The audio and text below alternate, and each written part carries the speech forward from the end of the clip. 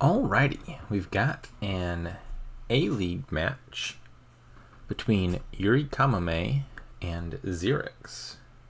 At the moment, A division is neck and neck, and neck and neck. Three-way tie for first, and xyrix only half a point out of first, with 2 matches to go for everyone left in the running. So this match definitely could be impactful on final standings. As a purely disinterested observer who would like to see everyone succeed, I think we got to hope for a 3-3 result. Don't want to see either of these players blowing the other out and taking a large lead. Again, just from the perspective of competitive equity.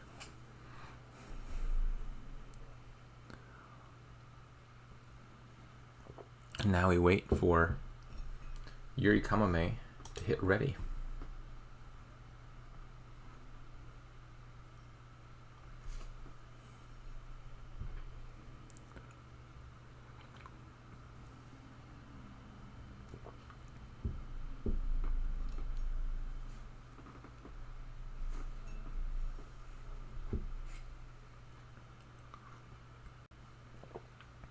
The first kingdom, what do we got? The ferryman pile is secluded shrine. That's not amazing. So probably not a lot going on here on account of there being no village. You got plenty of terminal draw, but no reliable non-terminal draw. I mean, like, technically horse exists, but I don't think you want to plan on buying ride over and over.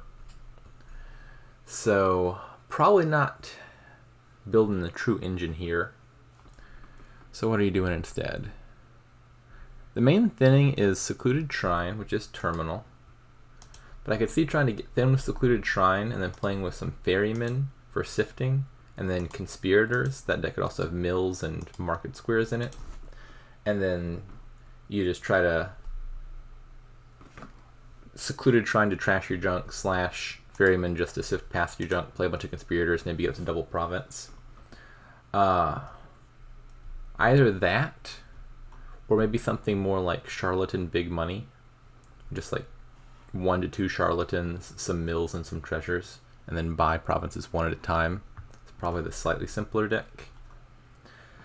I think I would lean towards the conspirator stack. We shall see.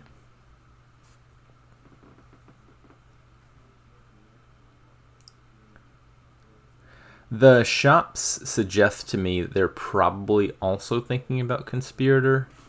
It's not the strongest indication, but I think if you're planning on playing big money, mill silver might be a little bit more natural, whereas the conspirator deck definitely wants to add as few stop cards as possible. Yuri hits 5. And it looks like we'll be hitting 5 again on turn 4, because those bottom 5 cards are all coppers, unless I'm mistaken. Okay, so we see Charlatan is the first 5. I think either Charlatan or Ferryman seem reasonable. Old Witch, I would say on average, is a stronger cursor than Charlatan, but that's because usually this bottom effect isn't present in Old Witch games. Charlatan being in the kingdom nerfs Old Witch as much as it nerfs Charlatan. And with no villages, the terminal draw of Old Witch is more likely to draw your stuff dead. So I think Charlatan makes sense here. Xyrix goes for the ferryman line. That's the line that demonstrates better etiquette and respect for your opponent. Playing a nice upright game and not jumping straight to the attacks. I'm not sure if that's better overall. You don't, again, I think if you're trying to get a deck together that's functional, you don't really want treasures in it all too badly. Oh! I was about to say something false, and it was false for an exciting reason. I was going to say Secluded Shrine isn't amazing here because you don't really want treasures that much. And so, like, if you have to buy a treasure, which is effectively a junk card, just to trash 2 other junk cards, you're really only thinning 1 at a time and at a big cost. So that doesn't seem amazing. But if you're getting cursed by Charlatan, with Charlatan in the kingdom, curse is technically a treasure, so you can just get this occluded shrine in play, spend your buys on action cards, and whenever they play their Charlatan, you get to trash 2 cards for free. That sounds fun.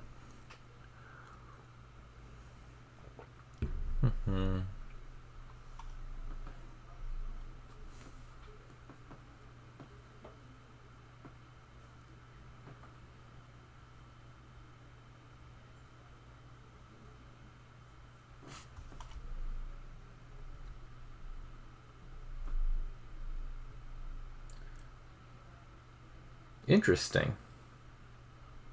Buying a mill on 5. Does not want more ferrymen. That makes sense. I can get behind that. You've already got plenty of terminals between the charlatans and the secluded shrines, so you don't want another charlatan or anything. You could add a ferryman, but the ferryman non-optionally comes with another secluded shrine. Those have quickly diminishing value. So I think, yeah, probably at this stage, just clicking the $3 and $4 cantrips looks better. Conspirator would be the more optimistic play. If your deck's not together yet, Mill is the one that's less likely to be a dud card. So I think Mill there made sense.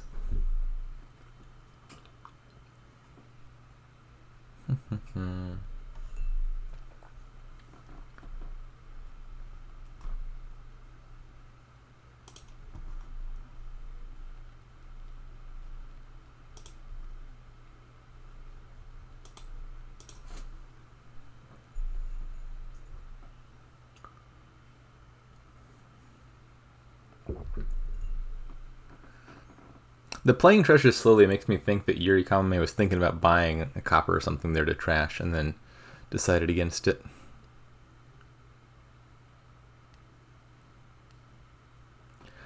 Unfortunately for Yuri, xyrix is choosing to play the secluded shrine. Otherwise they could have gotten off the secluded shrine trash of their own.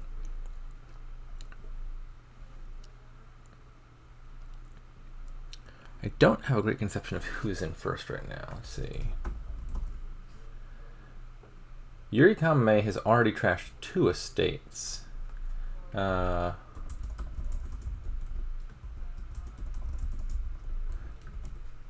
has also gained 1 additional curse.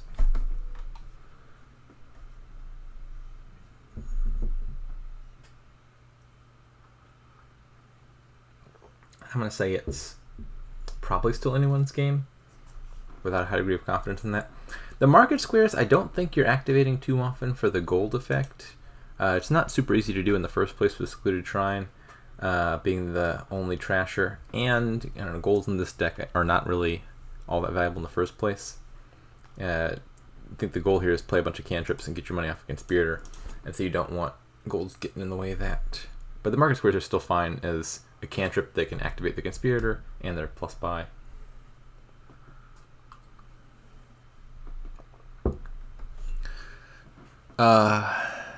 So mills are surely going to run out. Conspirators will probably run out, and market squares could get low potentially. Curses actually might not be all that fast to run. It seems like both players are prioritizing playing the Secluded Shrines.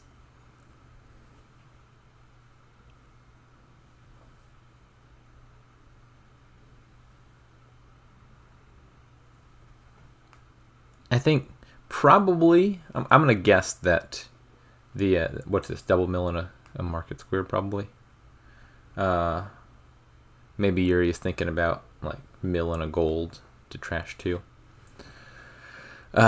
Anyways, as I was saying, I feel like even if the curses don't empty organically just from playing the charlatans, if the curse pile gets fairly low, that's a 0 cost pile. If you have an excess of plus buy from a bunch of market squares, you'd easily see someone buy out the curses to end the game.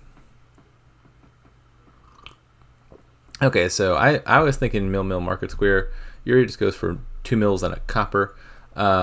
Effectively, it's just like you're paying 3 money to trash a curse, because you trashed a copper, got a copper back, but you killed a curse alongside it.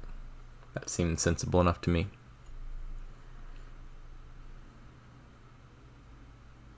Ew, don't do that. That's disgusting, xyrix. Just keeping that market square in hand, gaining a gold. I want to believe that Conspirator was the next card on top of Xyrix's deck and would have been activated if only he had chosen to play that Market Square. There's a lot of terminals in hand.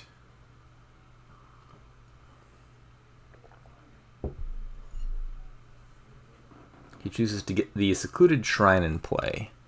I don't know whether that's better than just playing the Charlatan or not. Charlatan gives that a curse, but your opponent, I believe, had a Secluded Shrine in play already, but it gets you to 4, which lets you buy a Conspirator, which is a better card than just buying a Ride for 1 horse. I think it was at least close. I would have probably played the Charlatan there, but it's not obvious. Province in a Market Square. Yeah. I'm surprised Market Squares are still as high as they are. Certainly if you have 3 money, Market Square seems like the no-brainer buy at any point after the opening.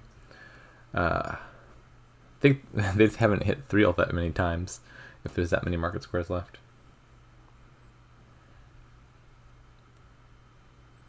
Look at this hand. This is a good indication of the value of having some Market Squares. Plus buy would have gone a long way there. So that wasn't like a lack of Market Squares, it seemed like. That was just Xyrix's deck being stacked in an awkward fashion. There were 2 Market Squares. They were just at the bottom. Unfortunate.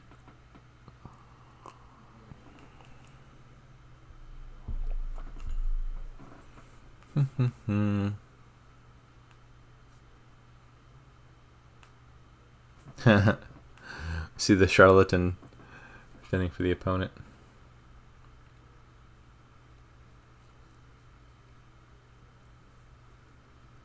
That's an awkward reveal. You see too many good cards, nothing to discard.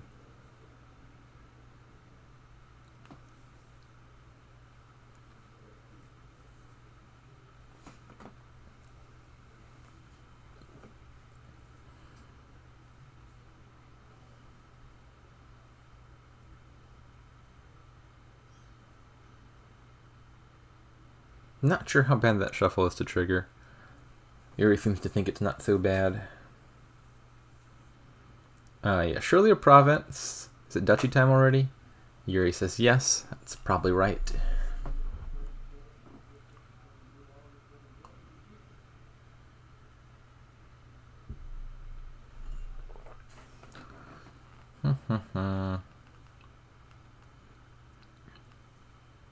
Neither of these players has as much plus buy as I think you would expect them to have at this stage. Again, I have to imagine that was just largely the shuffles not working out in a way that made adding Market Squares seem optimal at any particular point.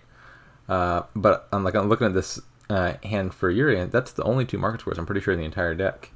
So whatever those bottom 12 cards are, I think Yuri doesn't have any plus buy coming up unless he draws all the way back around. I don't know if that's likely or not. We shall see.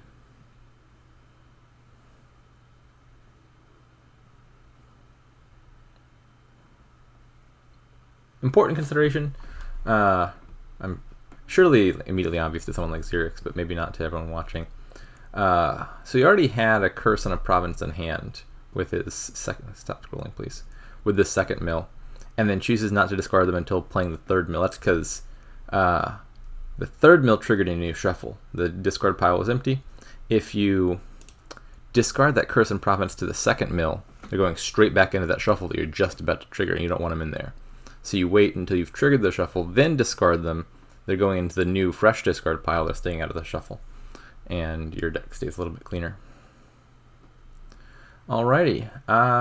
As I was explaining that, Xyrix has thrown in the towel. He did seem a little bit behind. I didn't think he was that behind, but maybe he had just dudded as I was getting distracted. Okay, what do we got here? We have Kind Emperor, which is a fairly strong prophecy, especially with some strong action cards in the kingdom. That in this kingdom is activated by Kitsune, so once the players collectively have played Kitsune 5 times, Kind Emperor will be active for the rest of the game. Draw, we got Storyteller, Advisor, Ranger.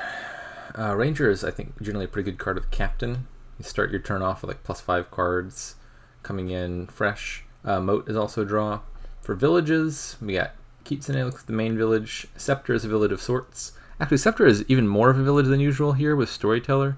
Usually the big limitation is that there's a lot of cards that you could technically play with Scepter but wouldn't want to, because there's like you don't want to draw a bunch of cards off a Moat in the buy phase where you can't use them, for example. But with Storyteller, like you could play Storyteller, play some Scepters in the action phase, and then replay a Ranger or a Moat or something at a more opportune time. So I don't know if we'll see that, but that is a possible way to make Scepter better than usual here. Trashing looks non-existent, which means Kitsune is going to be pretty nasty. And plus buy, we got Fishmonger and Ranger. Ranger will probably be the main plus buy, I would think. So it seems to me like the early goal here is win the curse split off of Kitsune, because those are going to hurt for the rest of the game. I would think probably Silver Moat as an opening jumps out to me. See, Yurikamome is going for Fishmonger. And then once you've got the Kitsunes underway, probably about the time that Kind Emperor triggers, putting captains into your hand looks really good. Mainly for Rangers, and if you don't have the terminal space, then Advisors. I think that's probably what's happening here. Okay, so Xyrix goes for Silver Moat. Yurikamome goes for Fishmonger Advisor.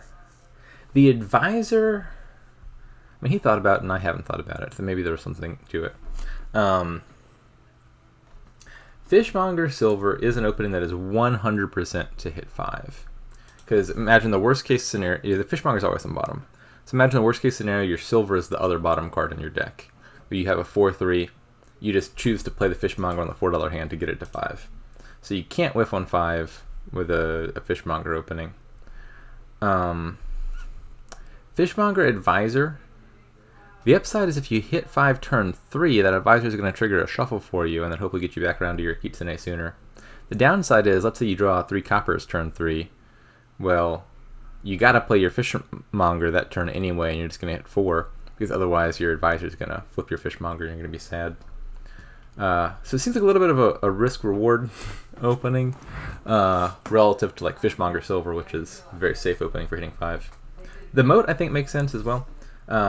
Silver and Moat, or any Moat equivalent, it just draws 2, is really likely to hit like 5 plus 4. If you find your Moat in any of your top 10 cards at a 12, then you're going to see all 12 cards. You'll have 9 money in total. Probably that's going to be 5 in one hand, 4 in another. Could be 6 and 3. But Silver Moat, super likely to hit 5, something like 92%. And then the 4s are also good. And then the main upside is I kind of want a Moat in my deck at the time that the Kitsunes start flying. Anyways, I've been very distracted by the opening, and they're jumping straight to it. Yuri does hit 5 turn 3, which is the potential upside of that opening. And we see the downside again, actually. So Yuri plays the Advisor, but as it so happens, the Kitsune was the very top card, and Xyrix just discarded it. So it kind of negates the main upside of that Advisor opening, which is triggering a shuffle that sees your Kitsune sooner. Anyways, I think Xyrix is a very fast player in general, and probably explains the pace of the game.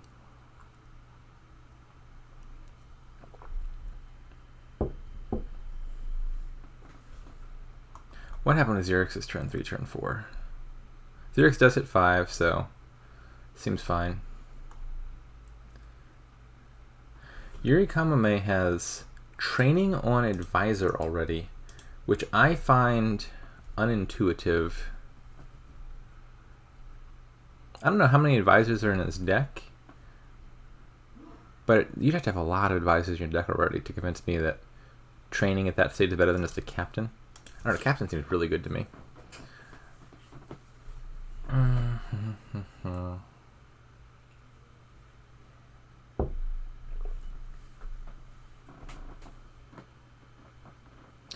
Looks like curses have split evenly so far, given that they're both at 0 points.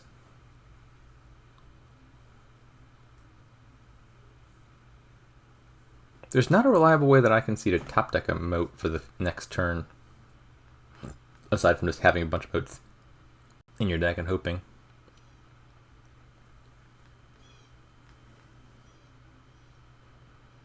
Yeah, this one moat has blocked 2 curses now.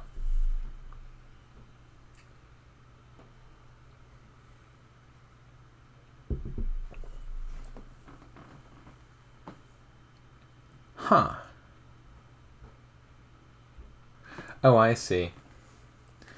I was thinking that Xyrix needed to play those Kitsunes normally for the coins to hit 6, but I missed that he'd put training on Kitsune. You get the training +1 coin bonus even if you play Kitsune's Way of the Worm, because this just triggers from the fact that you played a Kitsune by any means, whether you're resolving its text or not. This game is going to end, I think, unpleasantly quickly. We're not really going to see a lot of the kingdom get utilized. Curses are going to run out imminently. Maybe this turn even. And then anyone with some extra actions can empty the estates using Way of the Worm. And then Kitsune can be emptied very quickly using Kind Emperor. So if you're a Xyrix, you really want to take a points lead ASAP.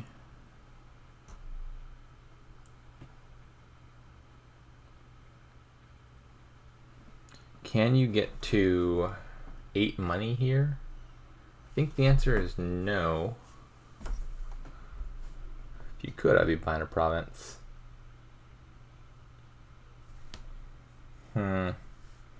Probably this captain is just playing a ranger and setting it for next turn. No, he's drawing on.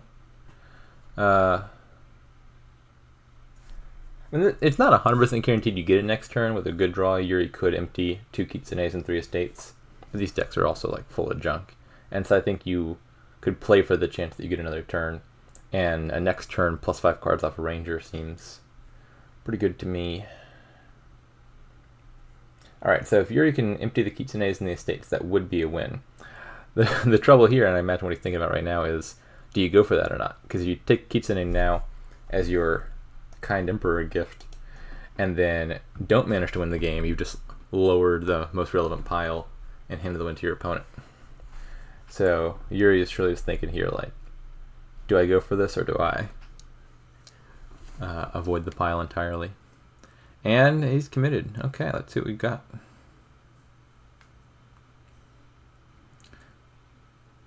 Ah, well, no. That was the win in hand, wasn't it? Didn't he just... Yuri, no! This is still going to be a win. And unless my eyes deceive me, I bet he forgot about the training token. Yes, it was a loss anyway. But he passed up a 100% guaranteed win in hand to draw that storyteller. All I need was 5 and 2 actions in hand, and then you play both actions as Way of the Worm, empty the last 2 estates, buy the Kitsune. And if he had done that with both the Advisor and the Storyteller, he had the win already, rather than drawing on Storyteller and hoping to find enough. I think probably what he forgot was, he probably looked at his hand and thought, this is 4 money, forgot that if you play the Advisor's Way of the Worm, you're still getting 1 coin off of it. That would have gotten you to 5. Alrighty. Next kingdom. Icy Clashes. How unfortunate. Neither player seems to realize that they should ban that pile. What do they ban? Mining Village? Who on earth is banning Mining Village? Why? What did Mining Village do to you? Such an innocuous card. That's someone who struggles from commitment. Because Mining Village is one of those cards where, like, towards the start of your last turn, you got to decide, like, am I ending the game this turn? If so, I'm popping all my villages for money. Or am I planning to have an extra turn? In which case I don't want to kill all my villages and destroy my deck. And maybe one of these players struggles with indecision and doesn't like having to make that choice. Swindler, good ban. I am 100% in the corner of whichever one of these two bans Swindler. Groom, I can see it. Groom can be annoying in the right context. And Groom rushes are pretty boring.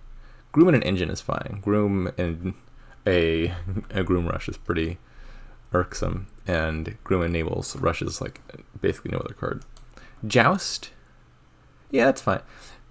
I used to have tournament banned. Joust is better tournament. It is still not great because it has like half of the flaws of tournament, but it is a clear step up. Smugglers, fair enough. Smugglers create some awkward dynamics. Black Market, that is heretical in the extreme. I'm going to guess Xyrix bans Black Market because he is, I think, a fairly impatient player, and Black Market games can be fairly long, but it is a joy to play. Invest. I never got what people hate about this card. It seems fine to me, but it is widely banned. Not an unpopular opinion. Possession, yeah, obviously. Banish? How do you not like ban? Oh, okay. Governor. I can see that being mildly annoying. Frigate, that's a great ban. Keep Frigate on the ban list. Alright, anyways, there's a kingdom. I'm getting distracted. So we got... No plus buy is the big limitation here. So single buy kingdom, you can gain cheap stuff, but there's no way to gain more than one thing costing 5 or more per turn. That's a pretty big limitation. We see Battle Plan Weaver, Dungeon Weaver. Dungeon Weaver is probably more strategic, I think. I think this kingdom is weak enough that you can live without building an engine. The big constraint is just there's no plus buy. So, like, what is your deck building to? Not a whole lot. The upside of building an engine is, on top of buying one thing per turn, you could be playing some attack cards to slow your opponent down, like Archer and Charlatan. And maybe you could be gaining and sacrificing a state each turn for a few extra points. But the upside of building isn't that high. And so I wouldn't mind playing something more money-ish if my opponent commits too hard to getting Warlord here, I think. So I think I like the dungeon opening.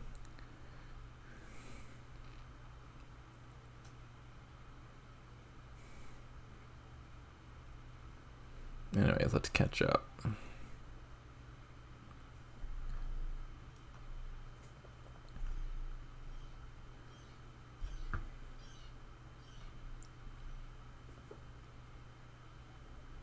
Alright, so Xyrix takes the first Warlord, although Yurikamome's deck doesn't currently have enough actions to really suffer from that as of yet.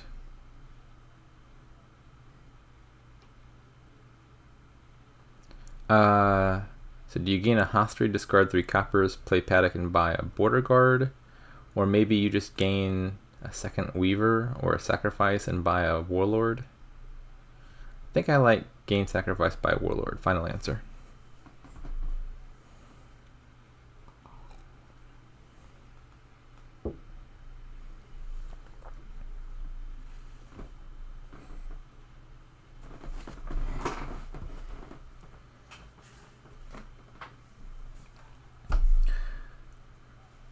Even if you're not playing it consistently every turn, just one Warlord is enough to scare your opponent off of building too big, like taking a bunch of hostaries, for example. Okay, so no, Yuri is going for the first line I looked at, which was the gain a bunch of horses, buy a Border Guard, which also seems fine. I liked Sacrifice Warlord, I think.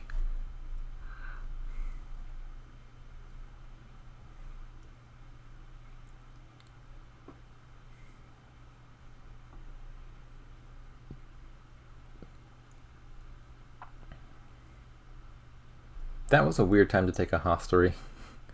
The subsequent dungeon play demonstrates why.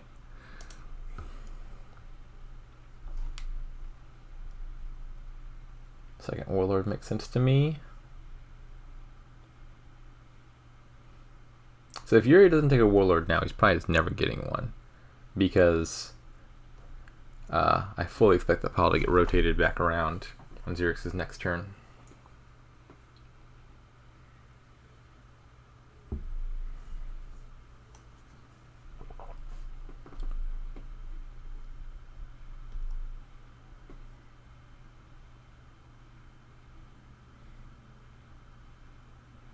That was a sad draw.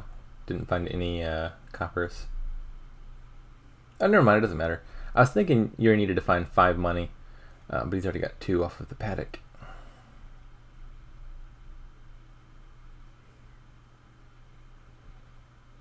I'd be careful how many of those weavers I gain.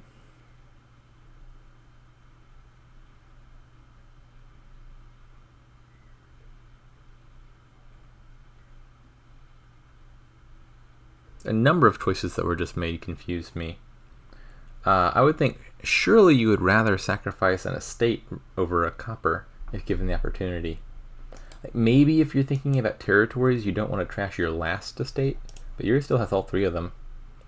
Trashing an estate, I mean, it scores a point, but more importantly, it gets an estate out of your deck, which is a worse card to have around than copper is. And Yuri definitely could have hit 5 there and still sacrificed an estate if he put his mind to it. He's also taking a bunch of Hosteries, but should know that Xyrix is going to have Warlord in play most turns, and those Hosteries could be a liability after a certain point. Library was also not on my radar. Does have some possible interactions. It can flip over Weaver, which is something. You can reduce your hand size with Weaver or Sacrifice.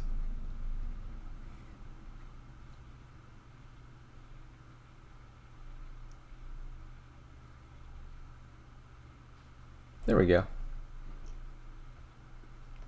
I get a free Weaver activation off of Library's discard effect.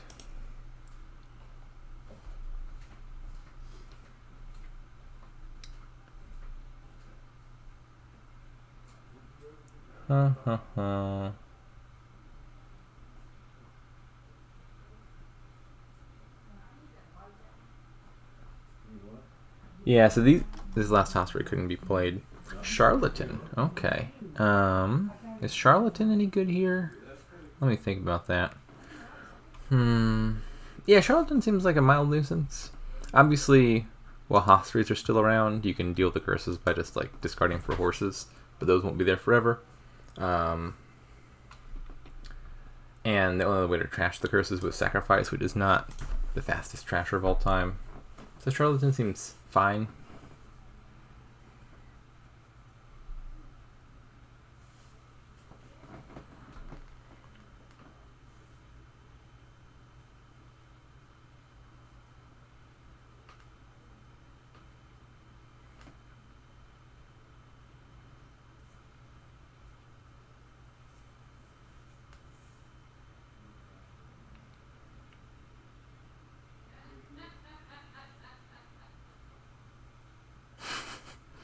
We're sacrificing the Hosteries.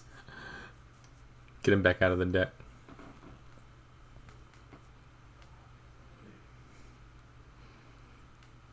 This feels to me to be fairly slow to provincing on Yuri's part. I expected province here. Yeah, it's a province already in hand. That's not super slow or anything. But just like looking at these two decks, the big difference to me is Xyrix has Warlords and Yuri does not, which means Yuri's much more capped on how much that deck can possibly accomplish. And so I think if you're in Yuri's shoes, you're trying to end the game quickly. And I think that means just doing the bare minimum necessary to get to 8 consistently. And Yuri seems to be wanting a bit more deck control than I expected out of this deck.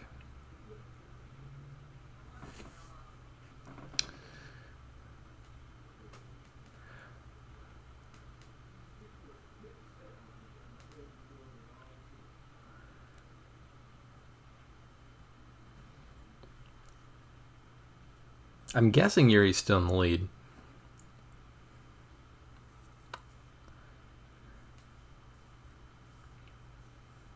It is not the end of the world if you're the side that's building bigger and don't manage to keep up on provinces. But this is a kingdom where that is something of a concern, because there's no way to double province or anything. And so if the province split goes 5-3, it is not easy to make up that points deficit. So I wouldn't want to lose the province split. If at all possible.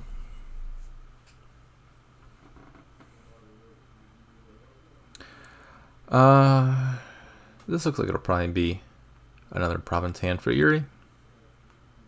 Actually, I think it's basically guaranteed. If you just really wanted to, you could just give every single action. Even if you draw your curses. Curses in this kingdom are 1 money.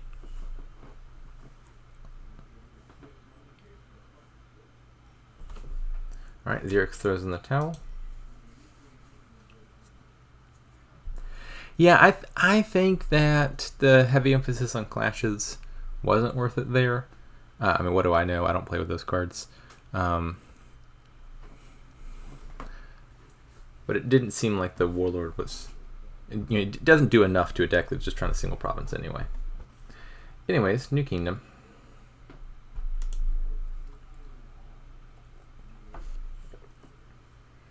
Intriguing. So there's not a whole lot in the way of draw. Technically speaking, Mastermind is a little bit of draw. Mastermind is a good card, but it's not good at being a draw card. If you play one Mastermind, every other turn it is effectively +1 card of draw. The way to think about that is like you play it, let's say turn 7, and that's -1 draw the turn you play it because you just played it and did nothing. Then the next turn you play, I don't know, a Settlers with it or a Wheelwright, something just as +1 card. That was 1 card in your hand that drew you 3 cards. So you're up +2 the following turn, you're down 1 the previous turn. Averages out that Mastermind is a little teensy bit of draw. And another way to draw cards here would be you could play Storeroom and cycle a bunch of Coppers and or Settlers to your discard, then pick up the Coppers with Settlers, pick up the Settlers with Bustling Villages.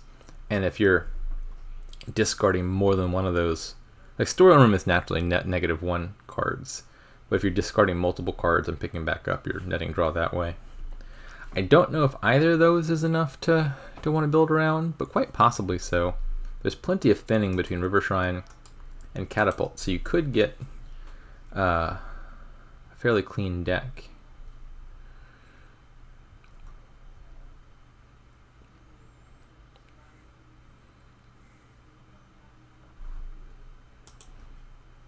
Not entirely sure. Yeah, I think you want to play with a bunch of Masterminds. Put a few cantrips in there to make the deck work smoothly. And then, I don't know, Masterminding a Wine Merchant, for example, with a lot of money. You get 12 money off of that, and you only have to pay 2 to get it back. So the downside of Wine Merchant doesn't scale in the same way the upside does.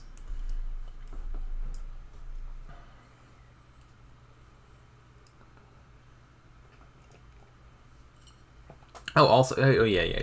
Definitely, you're doing something more ambitious than playing big money here, even if it's a little bit awkward. On top of the thinning, on top of the Wine Merchant stuff, Triumph exists. Triumph is a huge amount of points if you can build towards it. Like, imagine your opponent was just trying to end the game on provinces and left you to your own devices. You could eventually build a deck that masterminds a bunch of Wine Merchants, buys a bunch of Coppers, and then triumphs 8 times and scores like 100 points. And so that makes it kind of hard to build the deck that has no deck control. Now, in practice, could a big money deck like contest the estates or something? Because like Triumph only gives you the points if you successfully gain an estate. So if you can empty the estates, then it shuts it off. But a deck that's taking 8 estates to stop your opponent from triumphing is not into the game of provinces very quickly. What about a Gardens deck? I don't see any good Gardens enablers. Like, once a good Harvest activates, you'll have some amount of plus buy. I don't think Gardens Rush is a thing. Like, I don't know, Storeroom, Silver, Estate Gardens. Yeah, I think the answer is just you play with a bunch of Masterminds, a few of the cantrips, and like a few Wine Merchants, something like that. Which appears to be what both the players are doing. Is it worth keeping Coppers around? I'm going to say at least 1 Copper is going to be worth keeping, because that first Copper is like 2 coins in a buy. Maybe you keep a few of them, because if you manage to pitch them with Storeroom and draw them back with Settlers, you're getting some amount of draw out of that. But it is not clear to me that have Coppers in the deck just to pitch them and pick them back up is worth it after that first Copper. I think probably, for the most part, the goal of this deck is just be very thin and have a bunch of Masterminds.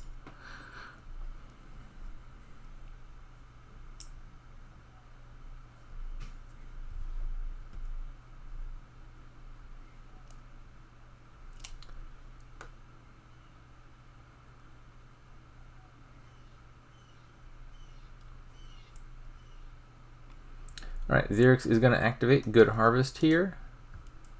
Presumably we're trashing both coppers.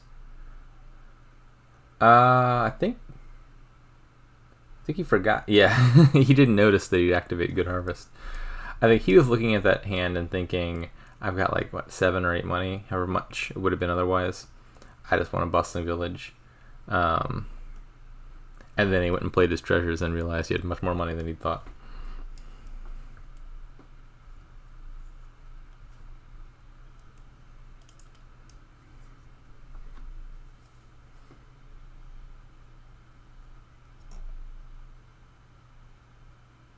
I think you just trash 1 copper here.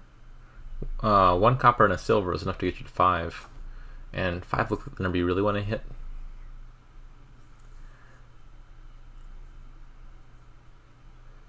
Okay, Xyrix trashes no coppers. So the upside of doing it that way is you get to top deck the thing. Is that worth it enough? Yeah, I guess maybe so. Like, if these, I don't know the last card he would have had in his hand if not for the wheel right was. But I guess if these cards were all bad and you just played a Mastermind, you want to top deck a good target to make sure you've got something to Mastermind. So I guess Xyrix knew what was coming up. Okay, never mind. Had the wheel right not been there, the settlers would have been there and you would have been fine.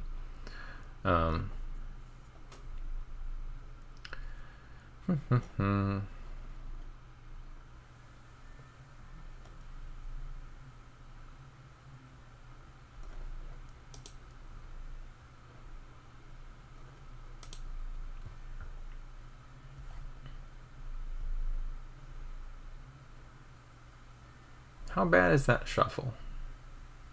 It can't be too bad because you can top deck stuff.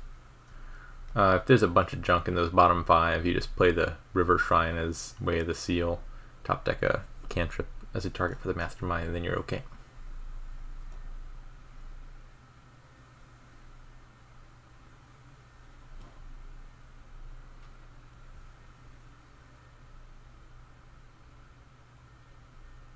Am I missing something? This is just an error, right? Xyrix played Storeroom, had a hand with a copper in it, was about to play Settlers, and didn't discard the copper. He missed out on a free 1 money for no reason. Obviously, if you're about to play the Settlers anyway, just discard copper for 1 coin, pick it right back up. Back to square 1.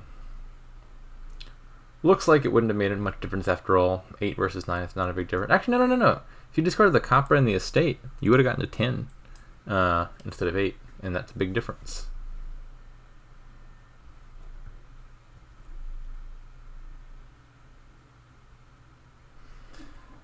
Yuri has a Soothsayer. Is that any good? I don't know. The first copy of Gold is okay. Don't really want a bunch of golds that badly here. Drawing your opponent a card obviously hurts. It's counterbalanced by the curse, but the thinning here is okay with River Shrine around.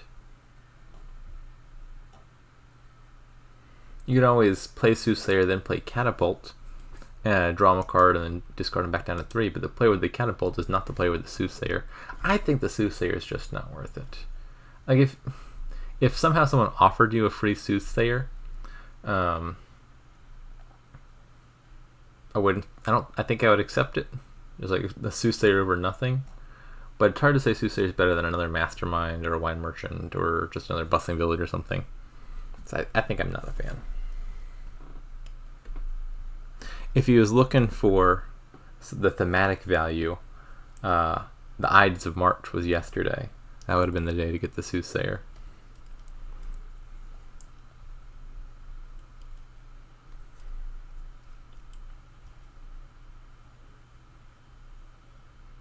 I think, I could be wrong, but I think Xyrix is a little bit cleaner as far as amount of junk cards in the deck go, which makes me think Xyrix is probably slightly in the lead here. I've already forgotten the match score. Let me find that out real fast.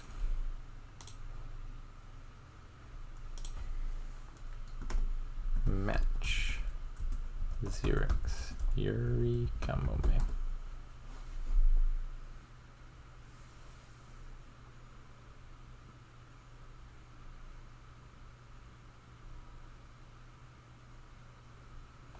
3-0 in Yuri's favor.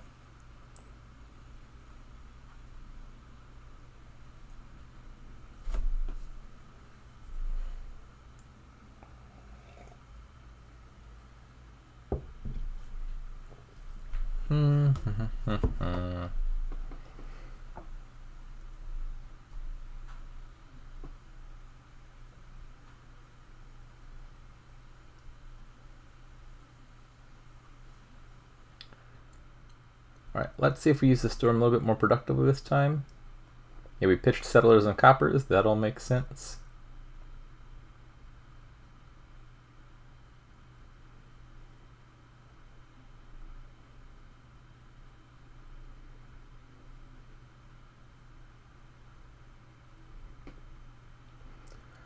Looks like we still don't have quite enough draw, unless I'm missing something, to gain and play anything off the wheelwright.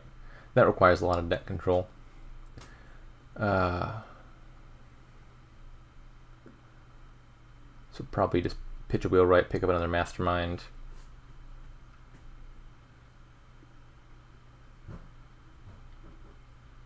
Catapult to silver, I think. The second silver makes as much money as the second, as the first copper. So if you trash like 2 coppers and a curse versus 1 copper, 1 curse, 1 silver, you have the same amount of money left over. But trashing the silver gives out a curse as well. No, we don't even want to. You don't want to catapult. Is 8 an important? I don't see how 8's an important number. Catapult to silver. Discard, attack him, give out a curse. Seems kind of nasty to me.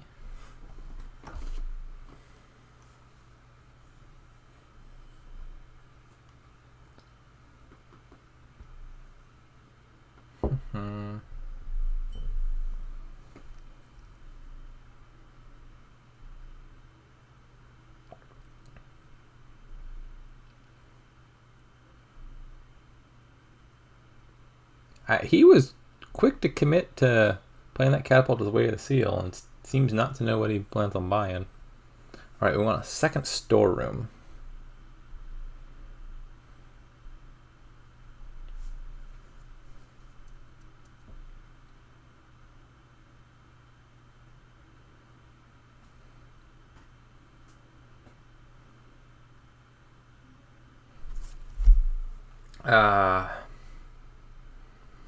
So yeah, Xyrix could mastermind the storeroom and discard everything to cycle a bunch and try to have a turn. But I wouldn't mind just mastermind the mastermind twice, catapult away the estate, and then that's the end of that turn. But then you get 6 mastermind plays coming in on the next turn. You can probably gain and play some extra stuff off of the wheelwright if that's necessary. And then you'll have a big turn. We'll see what he does.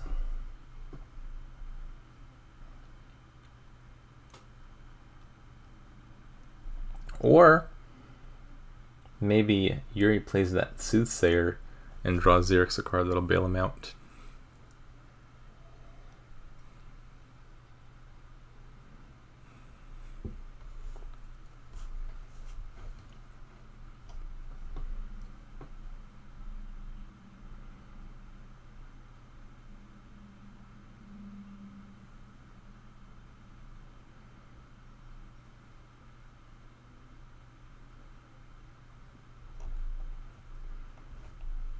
The problem, I think, with Yuri's deck is just it's still fairly junky, and there is not that much draw to go around.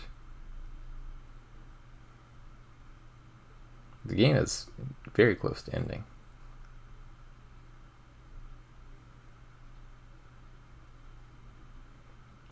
Two wine merchants.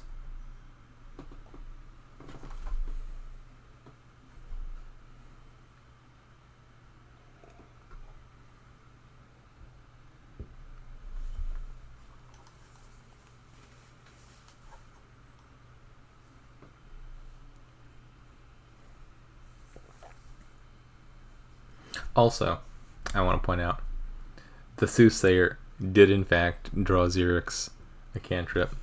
is a target for those Masterminds. I feel kind of vindicated in saying that card ain't so hot after all.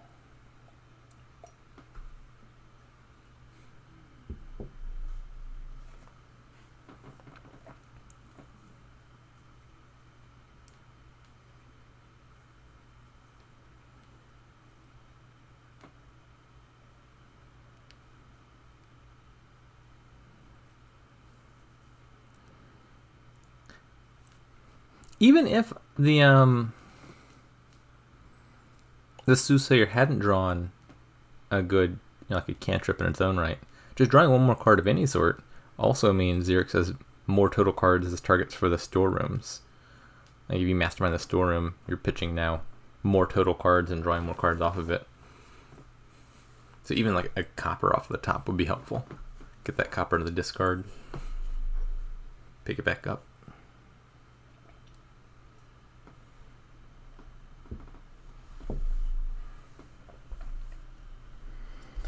A second Soothsayer. We top decked it. Fascinating.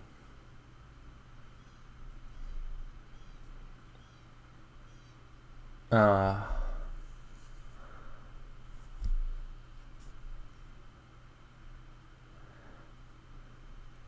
are we winning next turn?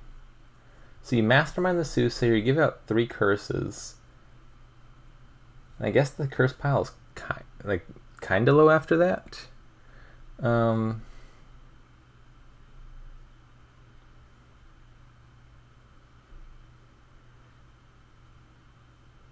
Like imagine you just had 2 wine merchants on the top. You'd have 24 money and 7 buys just off of the wine merchants alone.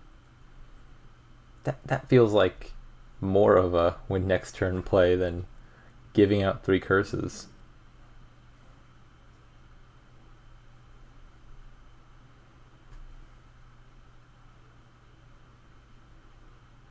I don't think Xyrix is going to have the win this turn. Unless I'm underestimating things here. There's not really much payoff to Xyrix's deck as of yet. He's got to hope to have one more turn. Yeah, I think Xyrix is definitely also looking to win next turn. See a Mastermind the Mastermind play.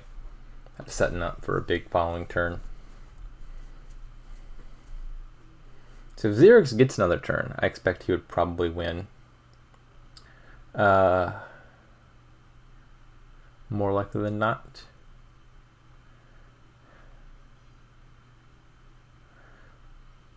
So let's see, to win the game here, Yuri has 3 Masterminds coming in. You can give out 6 curses with these 2 Soothsayers that are on top. Then you Mastermind the Wheelwright. And you gain 2 Bustling Villages. Then you just need to find plus buy.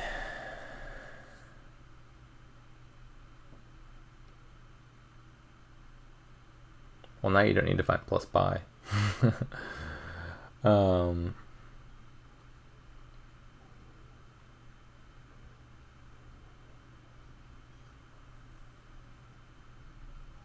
Okay, so if you Mastermind both Soothsayers, give out 3 curses each. Mastermind the Wheelwright, discard twice for Bustling Village, buy a curse, you win. So I think the uncertainty here is, does Yuri find 2 cards costing 5 or more off the top? If he does, he definitely wins. If he doesn't, maybe he draws into something that wins by some other means. Oh wait, no, that's not enough. No, that's not quite. Because he's got 5 debt also. So I was just imagining, you Mastermind the Wheelwright, you discard twice to gain 2 Bustling Villages. You Mastermind each of the Soothsayers, give out 6 curses. But to buy the last curse, you gotta pay off the debt. You can't even afford a curse.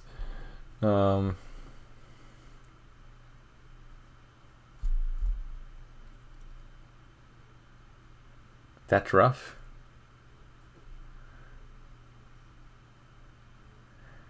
Yeah, he's not going for it, and if he had, he would not have gotten there.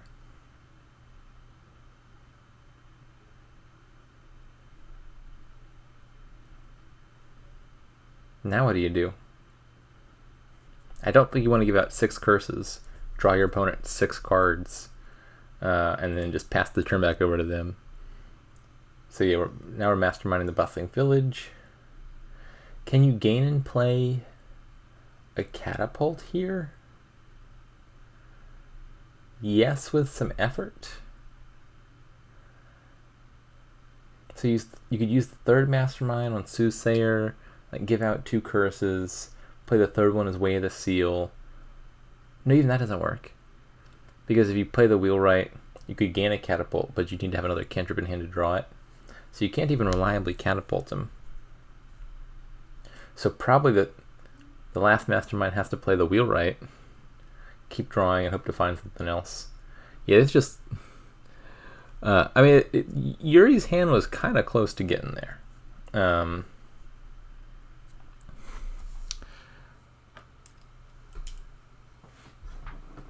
It wasn't that far off, but I'm gonna stick to my claim that Soothsayer was not the right answer. Second Soothsayer seemed like doubly not the right answer.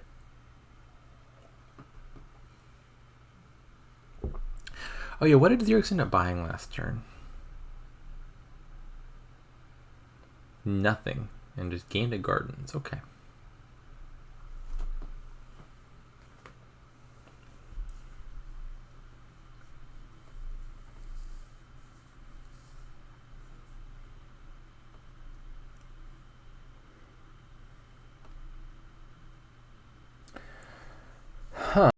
Okay, so Yuri plays a Wheelwright using Way of the Seal, then plays it normally, which suggests to me he wants to gain and play something. A storeroom to cycle through all this junk? Yeah, there we go. Is he still going for a win here? Am I missing it? He just lowered the Bustling Village pile, which is something I would expect you to only do if you're trying to win the game this turn. I'm still not seeing what the win looks like here. He's out of Mastermind plays. I don't understand why Yuri lowered the Bustling Village pile there. He didn't need the actions.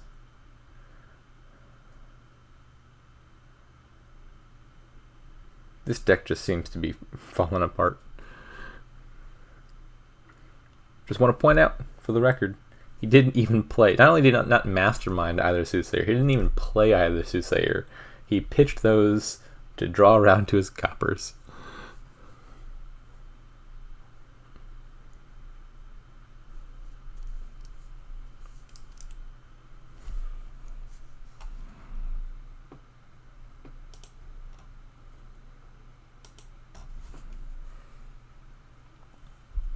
We have successfully paid off our debt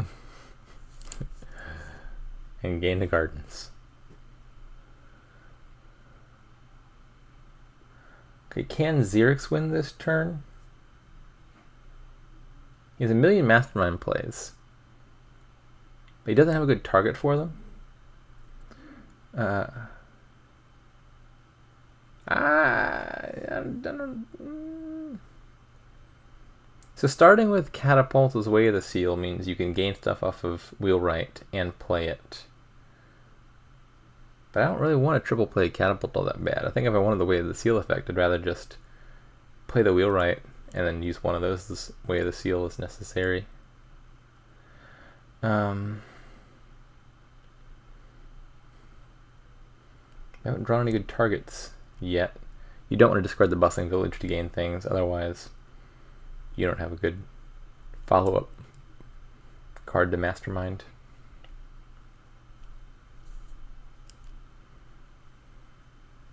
I could be wrong, but I believe there's another Wheelwright down there for Xyrix, in which case just forget about this one.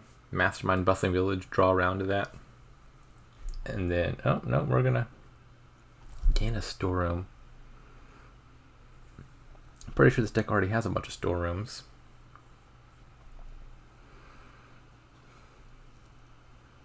This still feels like it's going to win somehow or other.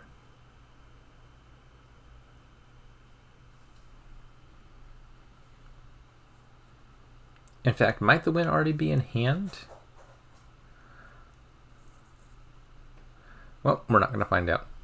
I was imagining if you mastermind both storerooms, then you have what? 7 buys?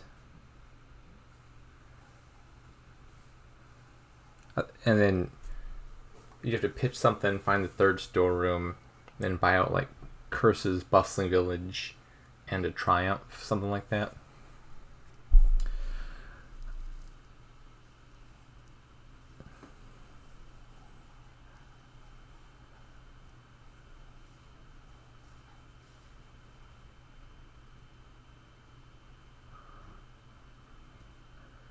Discard Bustling Village, gain Wine Merchant, play your last Mastermind on that. I think we get one more, right?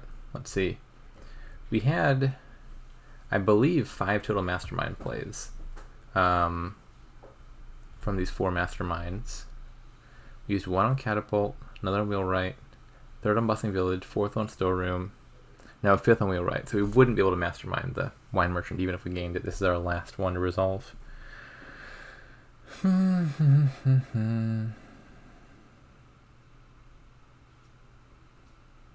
Alright, this is just going to be a pilot on storerooms, it looks like.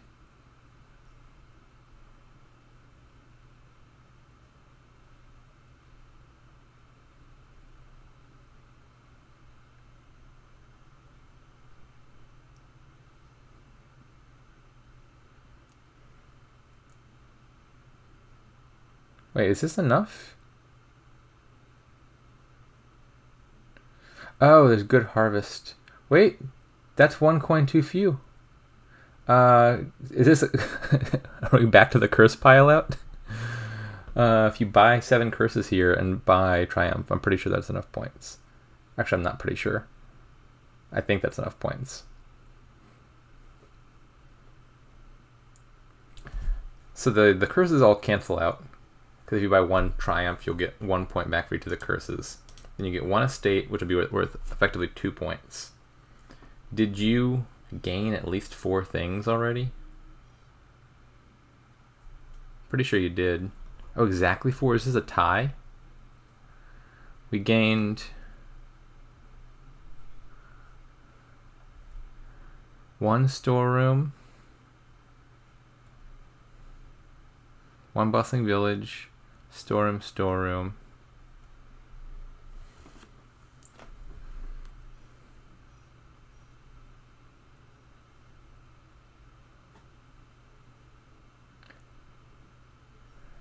It is 1 more point than it appeared to be for some reason. Not sure where the miscounting was there. I thought that was going to be a tie. Maybe gain 1 card that I missed.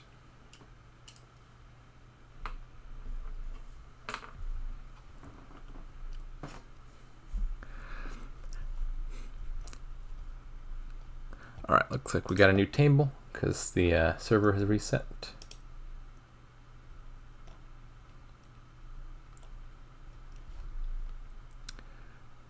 That last turn did make a good argument for thinking a little bit more carefully about your turns. That was a tricky endgame situation, and it kind of looked like xyrix was blazing through it, went for 1 pile out, realized it didn't work, and then just barely managed to find a different pile out that happened to work out. A gardens point, good call. Gain enough cards to bump up that 1 gardens by 1 more point.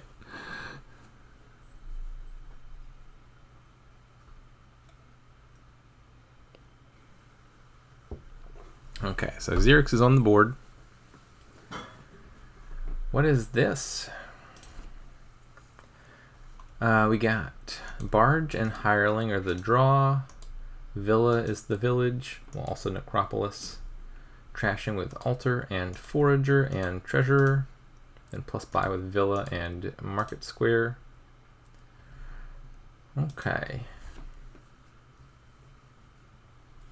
Neither player has the hovel and the $4 hand for a nice mill open. I'm going to refresh because my chat has stopped scrolling. Hate when that happens. I think refreshing usually fixes it.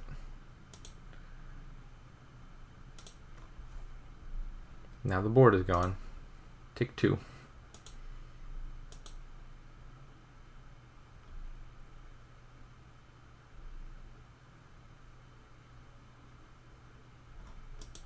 Let me in. Please? Why did they cancel and resign? That 3rd time's the charm. Alright, there we go.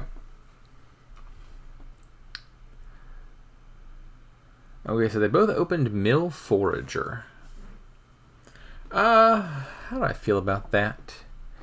I vote for Mill Silver. If you collide your Mill and your Silver, you're really happy, and you hit 6, which would be an early Alter, which sounds lovely. Yeah,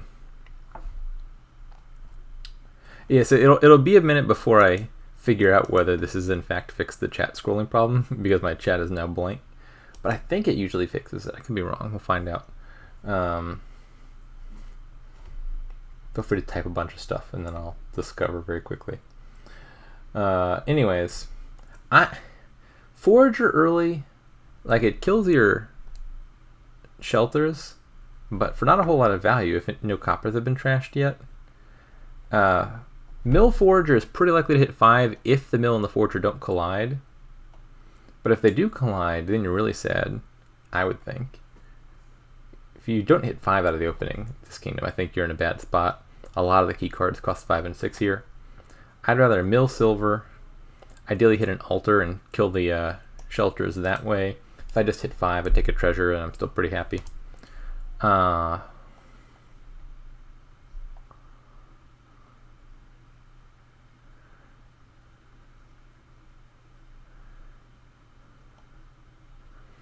it looks like Xyrix does get punished for this. Just draws nothing of value turn 3, hits 2. Then turn 4 only hits 5 by virtue of discarding the Forager. So it didn't get to play it. Yuri has the draw that you're ideally hoping for from the Mill Forager opening, which is Mill with a non-Forager hand. You hit 5. And then he gets to trash an Overgrown State but doesn't buy anything. Yet neither of these openings convinced me that the Forager opening was correct. Anyways, let's get caught up.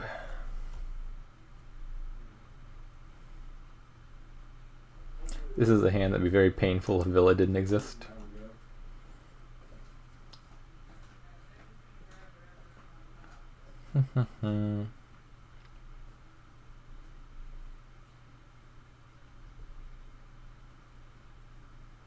Is strategically denying your opponent Forager points by taking treasures out of the trash with treasure a thing that's ever happened? I'm thinking about that right now.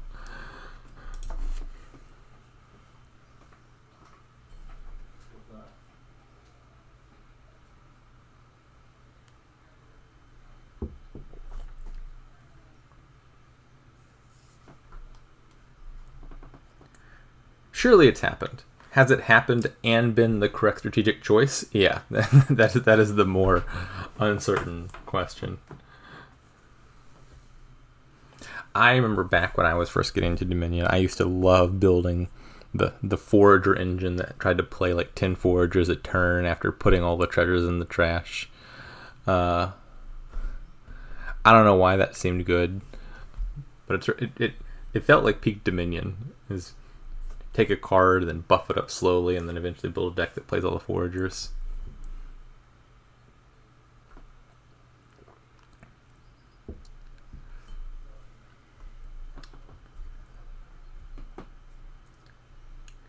Yuri has 2 Alters. I'm going to say that is a mistake. I think you run out of junk too quickly for those Alters to be that worth it.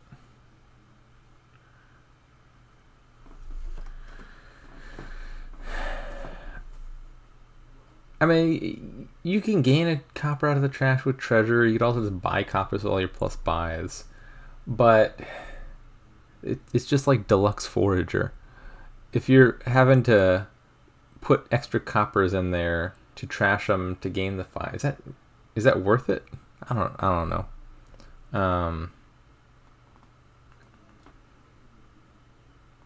I'm not convinced that the second altar was worth it. Like, imagine if that altar was just a hireling, for example. I think you'd be a much happier camper.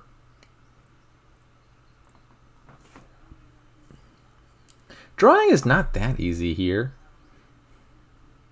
Barge plus Villa. That is draw.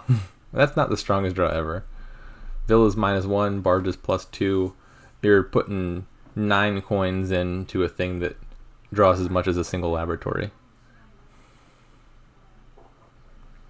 Definitely want Sycophants here with Villa and Mill. I'm not seeing the synergy between those.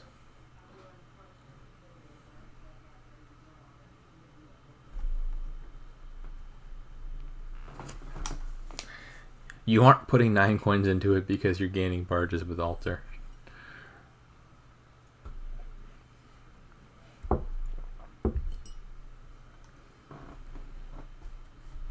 Just like, to support the extra Alter, you gotta...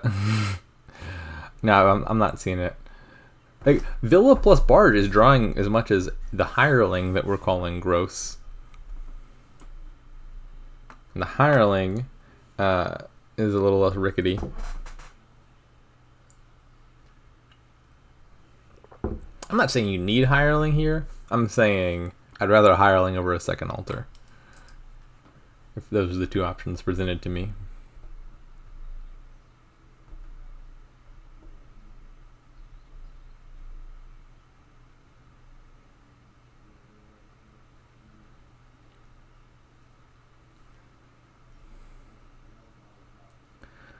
The key here is to just be way ahead regardless, which Yuri is doing well.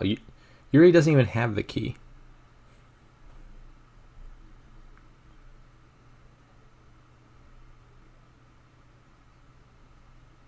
There's only one key. I don't know what other key you could be referring to.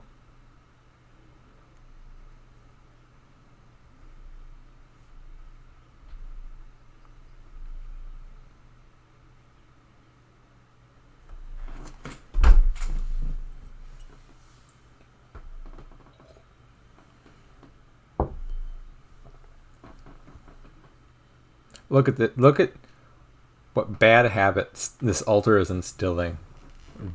Buying extra coppers just to alter them. For shame, Yuri.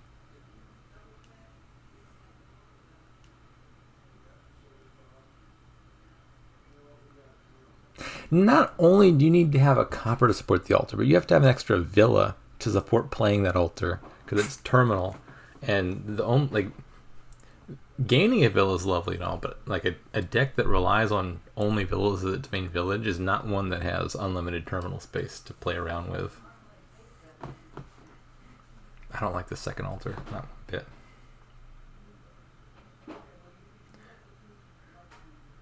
A market square, I think, would just be straight up better than a second altar.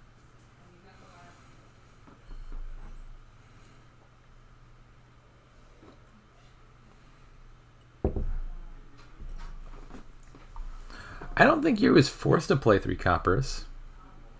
Yuri had an altar in hand. Am I making that up? Okay, maybe I'm thinking about a different hand. I could be mistaken. Maybe I was thinking of one of xyrix's earlier turns. Yeah, I think I'm mixing this up with a different turn. There was at some point where someone had an altar in hand and chose to buy a villa rather than gain the villa off of altar, but I think that must have been a prior turn.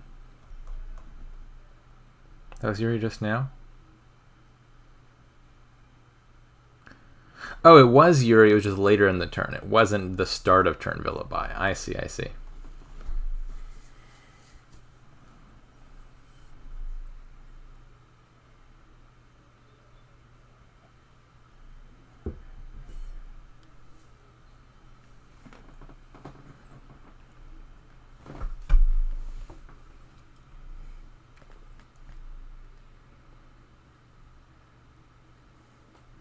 Man, it's a good thing we open with that Forager to get thin quickly.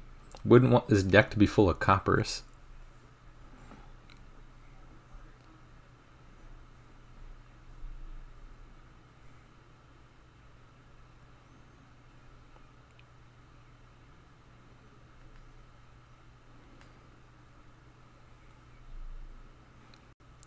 Piles are low already.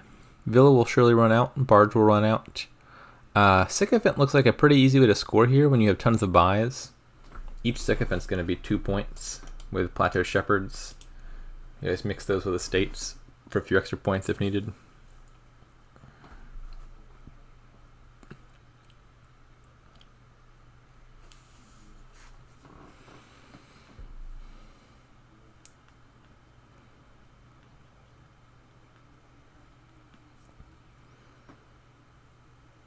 I think as Xyrix, you gain and play a Barge here. Probably. Alter Copper into Barge, buy a Villa, play Market Square, duration the Barge, pick up a Copper for your Forager to trash. You don't do it in that order, it won't work, but if you do it in the correct order, that all does work.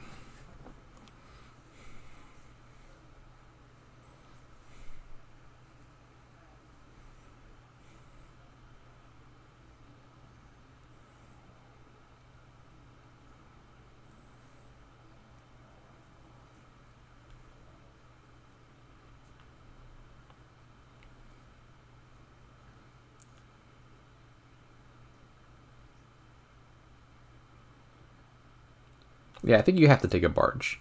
The risk, I think, conceivably, is you might be... Yeah, we're doing the thing.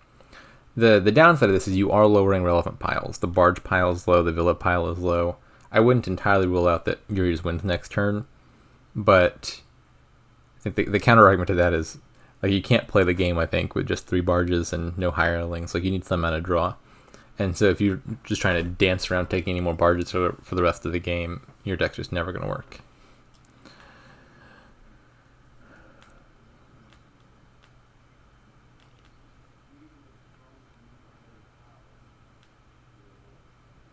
Now what do you buy? Unclear. Can you afford to take the last Barge? Sure would like to have the last Barge if I could. I don't know, Barge Sycophant. That might be too greedy and might just lose. Probably loses on like Villa Estate. So if not the Barge, then what? Treasure Sycophant? Yeah. Treasure is worse than Barge, but it is not lowering a dangerous pile. Still possible you might have enough to win here. We'll have to see.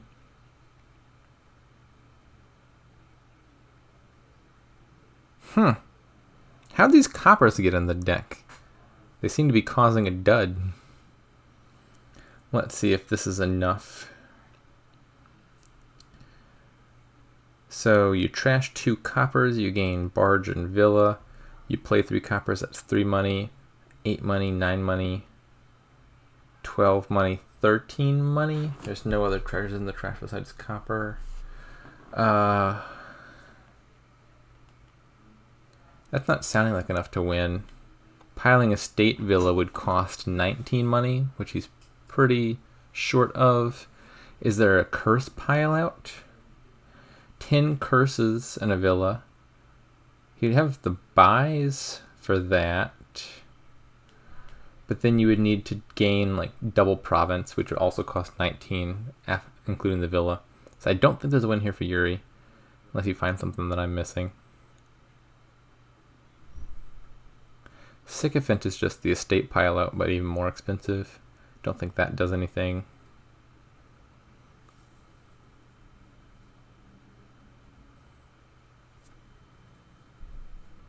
Those bottom 3 cards have a Barge, and I'm not sure what else. Okay, so Yuri has found something, it seems like, that I didn't see. So we have the 13, right?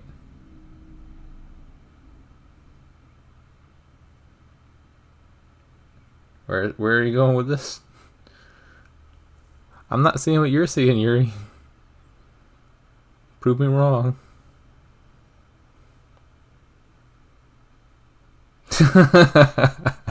Yeah, no. Yeah, he's seeing ghosts there.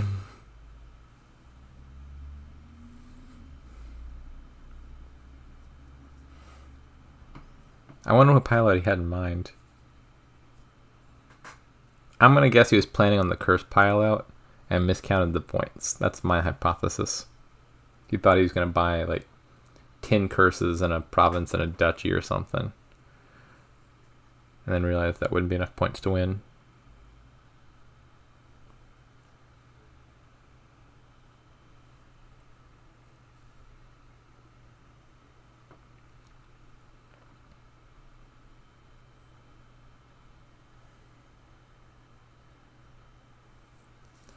Alright, so given that we're not piling out, what are we doing? Let's get some of these coppers back out of the deck for one. A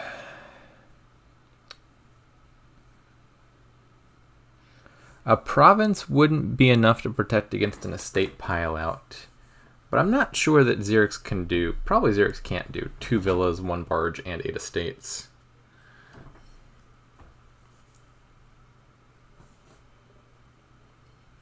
Oh, do we have a different pile out? We find something new?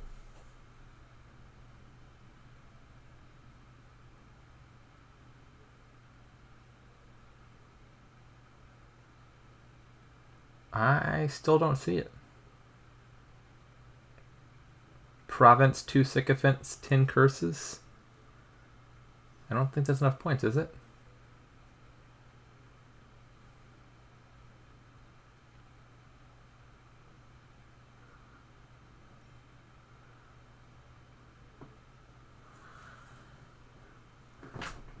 Okay, that's an interesting play. We'll see if it pans out. That feels like it's probably going to lose, but maybe Yuri thought he was in a bad position anyway. Taking the... I think the logic here is taking the villas actually makes your opponent more likely to dud. Because Villa is a card where like it being in the pile is actually often better for your deck than it being in your deck. Because Villa, the turn you gain it, is like a double village. You get the Villa in hand plus the +1 action.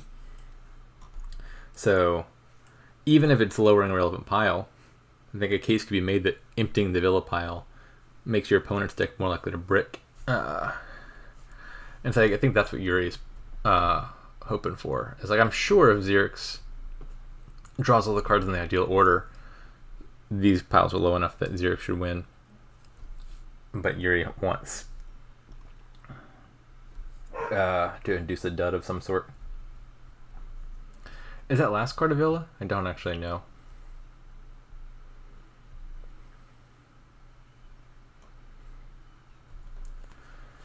Alright, let's see.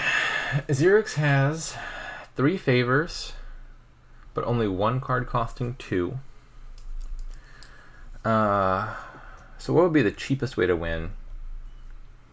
Could Alter to gain a barge. Then you need to buy 2 sycophants, which would be worth 2 points each. That'll bring you to 7. And then you need to score 9 more points, which would be 3 estates. Which is 10 money. This is just going to win, right? I think this is just an easy win.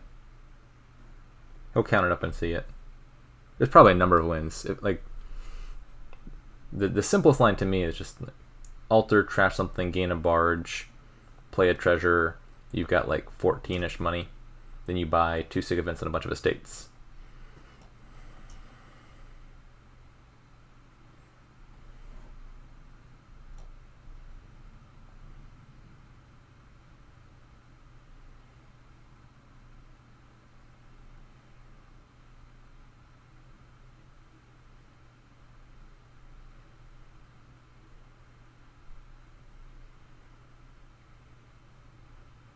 Yeah, so Xyrix was overshooting by like, I think it would have been like 6 or 9 extra points there. But it was an interesting try from Yuri. I don't hate that line. Wasn't clear that there was something all that much better. Okay, so Xyrix coming back 2-3. There's one more win from Xyrix and we'll get our desired 3-3 result.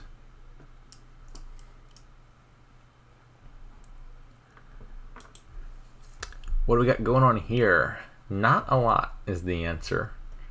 There's no village at all, aside from get lucky, pull a staff out of Prosper. Stowaway is kind of sort of non-terminal draw. I think that looks pretty decent here. I wouldn't mind clicking ropes or more stowaways for a bit. I could see playing with stowaway. And aside from that, I think I kind of want to hit 10 by Prosper once or twice and then start buying victory cards. Final answer. Not sure what other stuff I'm playing with. 4-3, I vote rope stowaway. God dang it, is the chat not scrolling again? Let me refresh.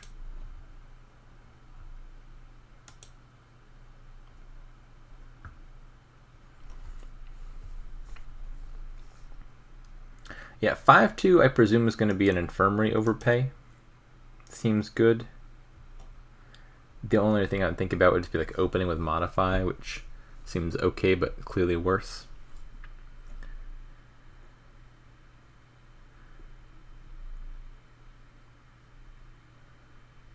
I like rope stowaway.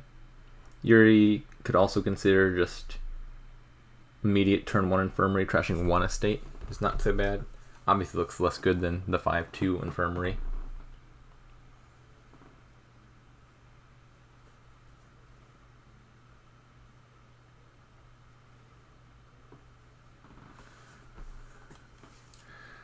I think this is going to be basically big money.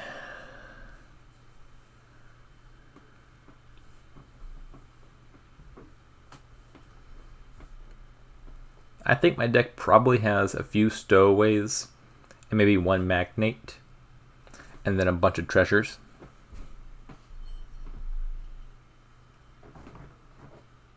I think that's the goal at least.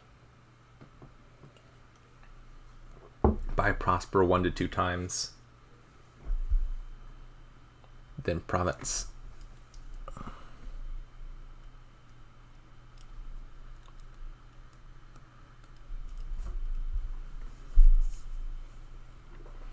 Alright, Yuri does just go for the single infirmary. Does hit 4 off of it, so not so bad.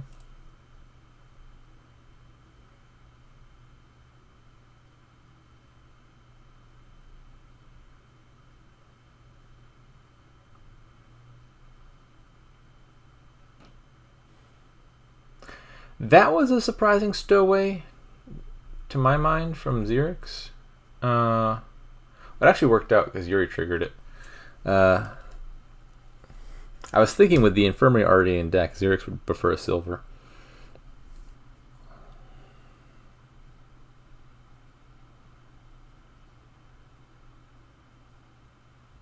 I think with 4 you just keep clicking rope here for Yuri.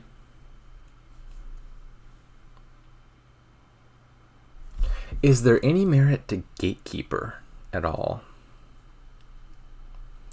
It gives you a bunch of money next turn, which could be a way to spike 10 early.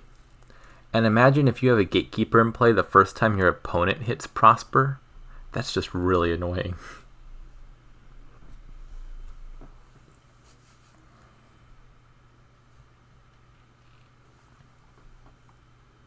I kind of want the answer to be Gatekeeper. You don't get to see Gatekeeper every day. I mean, there can be scenarios where you have a bunch of stowaways in hand and you want to trigger those stowaways, and Gatekeeper is a duration card. I'm talking myself into buying Gatekeeper for some reason, somehow. You got 5. Magnate. Right, that was the original plan. Yuri is still stuck in the Magnate phase of this kingdom. He's going to think about it a little bit longer, and then he's going to reach the Gatekeeper Enlightenment and regret buying that Magnate.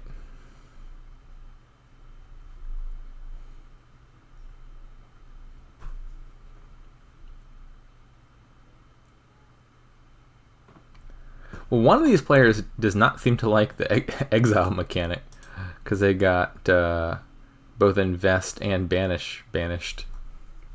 Oh, I never did look at the dislike list. What do we got? Sinister Plot is a weird card to dislike. At least one of these players has a very weird set of bans and dislikes. Sinister Plot also has lovely art. I like the art. Secret Cave, understandable. Magic Lamp can be very game warping. Flag Bearer can be an annoying back and forth. Swamp Hag, yeah, good riddance. Encampment, annoying. Cultist, annoying. Shaman, I don't mind, but does have a very weird and dramatic effect on the kingdom. I could see disliking that. Wild Hunt, I don't understand that one, to be honest. Peasant. I like Peasant just fine, but I know a decent number of folks dislike it. It is very centralizing. Young Witch, yeah, that's a mild nuisance. Divine Wind, I love Divine Wind. Harsh Winter.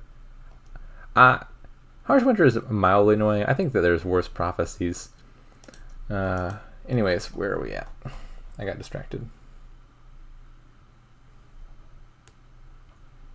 Oh, was that $4 turn? Yeah, I liked buying Rope as well.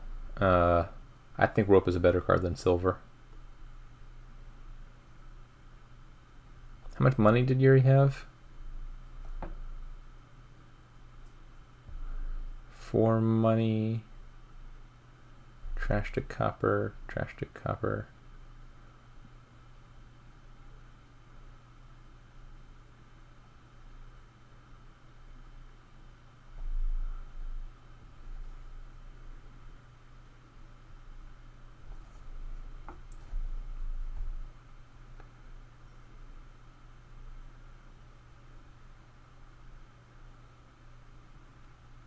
Okay, so we passed up on trashing a copper to buy a gold. I presume the goal here is trying to get to 10 ASAP. Is this going to get there? How much money is in Yuri's deck right now?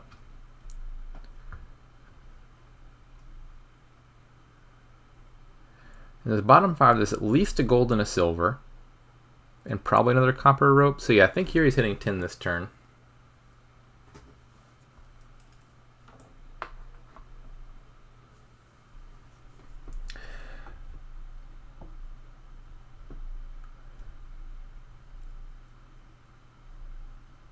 And xyrix probably doing the same, I think. I haven't counted this out.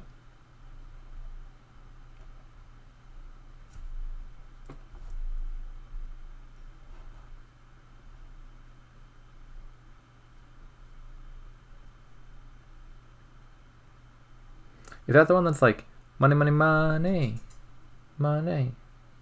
Some people got to have it. Alrighty. We've hit 10. We got Hammer. Hammer seems like, I'm going to say, a pretty good loot here. Certainly as long as the ropes are around, and I wouldn't mind getting more stowaways. I don't think the plus buy is that important. You have other sources of plus buy. Why is the chat not scrolling? I think the cause is like if you leave the tab and then come back to it, the chat stops auto-scrolling, I think.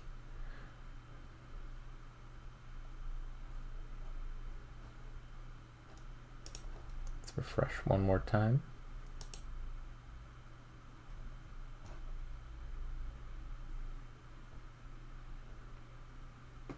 If nothing else, refreshing definitely fixes the chat scrolling problem by just clearing out the log. But I think that should have fixed it. Maybe it was just never fixed and I didn't notice. Alright, yeah, so xyrix also hits 10. Jewels seems worse to me than Hammer. I'm going to say Yuri got the better end of that stick.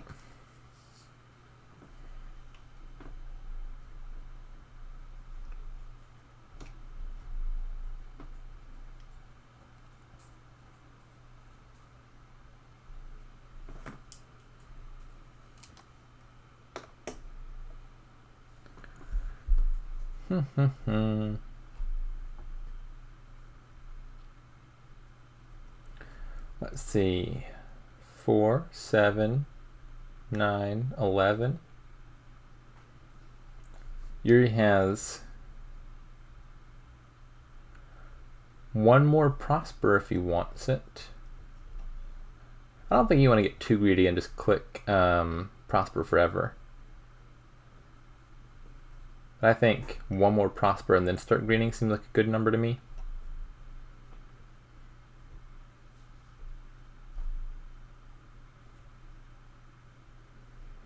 sword seems pretty good. It does double duty versus Magnate. Like if they discard a copper, they both miss out on the copper and their Magnate draws one less.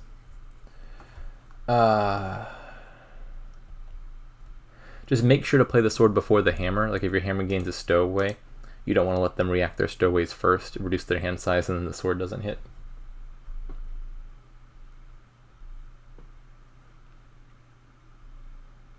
Xyrix drawing the deck just off of the ropes and the stowaway. The Magnate's not even super necessary.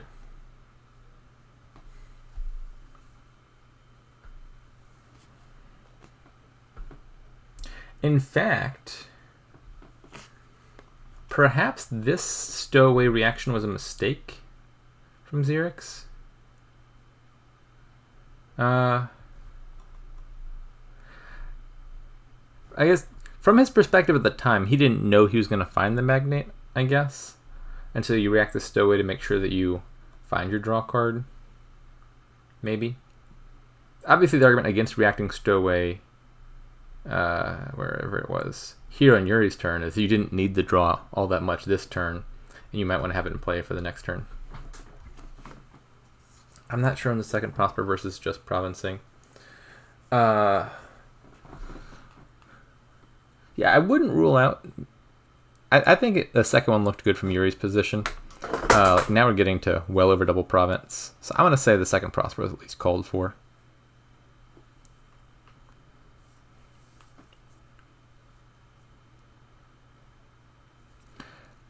I think this is going to be the test of how greedy you are. Do you want a third Prosper? I definitely want at least one province here. Maybe you could consider a line that involves province plus another Prosper. If we just play all this for money, that's 23.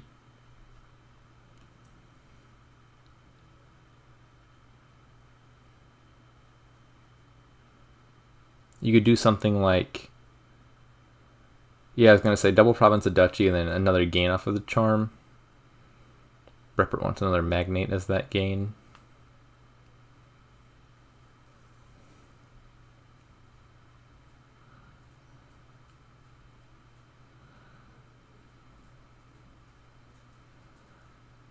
You could do something like, what about this? How does Prosper resolve? In what order? Let me consider. Never mind, that doesn't work. I was gonna say, play both charms for gains and then do like Prosper plus province. If you could choose the order entirely, you could choose to gain a charm first and then gain duchies off of that. But you have to gain the loot first, and then you get to choose the other treasures, so that wouldn't work. Alas. What did they end up doing? Interesting. So we do see the 2 provinces and 2 5s, but Yuri goes for modify and Magnate. I don't think I like that very much. That's too many terminals. I mean, modify is in general a good in-game card. You remodel a gold into a province. Yeah, I think Magnate strikes me in this kingdom as being more valuable even in the in-game, just given how much it's likely to draw. I agree with Silly Potter. If you had a staff, I think the modify could make sense. Like some way to play it after playing your Magnate. But yeah, I'm not seeing the value of the modify. You don't need it for trashing either. The ropes take care of the coppers if that's what you're worried about. Yeah, just keep prospering until you find the staff. Or a spell scroll maybe could do it. Well, then you wouldn't have needed to buy the modify. You could just play the spell scroll as modify. Now what do we do?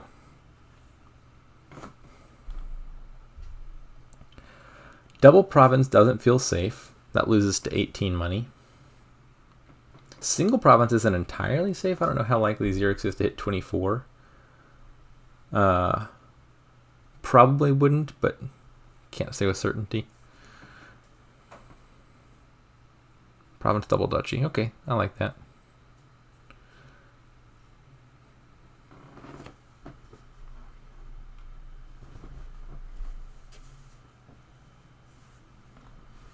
Maybe I'm overestimating the deck quality.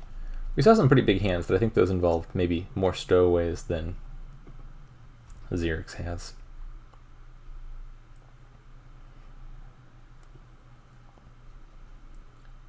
I like Yuri's position here. You got a big points lead, about to have a big turn. Hard to see what you do with Xyrix. If you touch provinces at all, you're probably losing.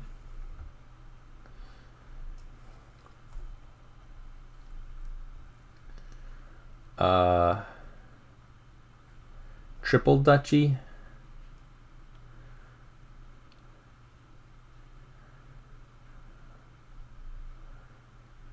Kind of want to delay the Amphora, but 13 is an awkward number in this spot. Province Duchy doesn't feel safe.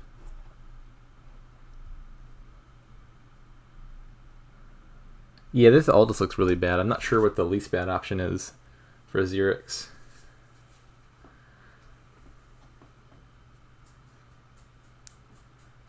I'm going to say delay the Amphora, play the Charm, and buy Province Duchy, and then just hope that somehow Yuri misses double Province. That strikes me as at least not inconceivable, and then you win if Yuri whiffs, probably. Nothing looks good. I think that line very likely loses, but I think that to me that seems like your best try, because you're probably hitting double Province next turn.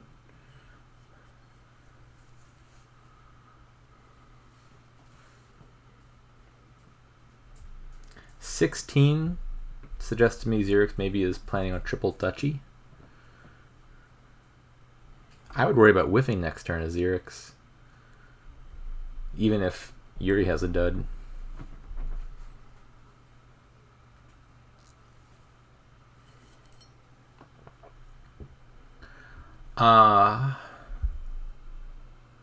I'm a tad confused.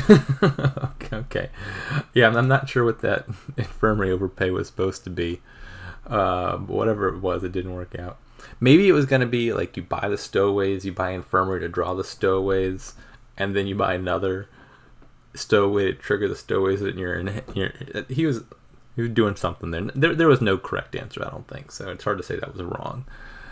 Anyways, that is 4-2 final score for Yuri.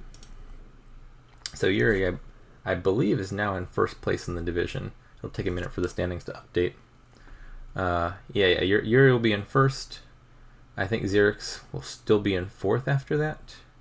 We'll be tied exactly for fourth with Fearful. But Xyrix does win the head-to-head. Each of them has one more match to play. But they're now exactly tied, and if they manage to remain tied in their last match, Xyrix would come out ahead on the tiebreaker. Anyways, that's the match.